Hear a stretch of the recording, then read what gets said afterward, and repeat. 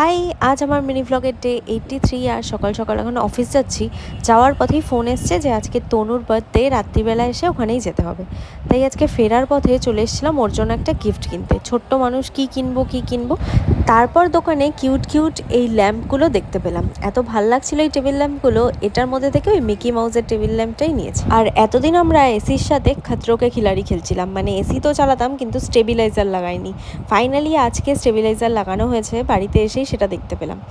আর তারপর রেডি হয়ে গেছি, অভিও রেডি হয়ে গেছে। 11:30 বাজে, ওরা এখনো ওয়েট করছে কেক কাটবে বলে, সো তাড়াতাড়ি যাই। Happy birthday, happy birthday, happy birthday. আগে খোল না, এই বাবা কেক লাগে না, গিফট খোল না। গিফটটা পেয়েই দেখেছো তো, আগে খুলবে, দেখবে আমি ওর জন্য কি নিয়ে গেছি, মানে গিফটটায় ওর মনের মতো কিছু আছে কিনা সেটাই দেখার জন্য আগেই গিফটটা নিয়ে খোলাখুলি শুরু করে দিয়েছে। আগে কিন্তু গিফটটা খুলেছে, দেখেছে, আর তারপরেই ওর বার্থডে উপলক্ষে সবাই ওকে আশীর্বাদ করছিল, পায়েস খাওয়াচ্ছিল, আমিও করেছি, সেগুলো সব কিছু হয়েছে। আর তারপরেই কেক কাটিং হয়েছে। আজকে বেশ সবাই অনেকজনই ছিলাম, সবাই মিলে বেশ মজা গল্পই হচ্ছিল। এখানে এসে এত ঘোরা বেড়ানোর প্ল্যান হলো, বাট ফাইনালি জানি না একটাও হবে কিনা। যাই হোক, তারপর খেতে বসে গেছিলাম, আর মেনুতে ছিল আমার ফেভারিট ফ্রাইড রাইস।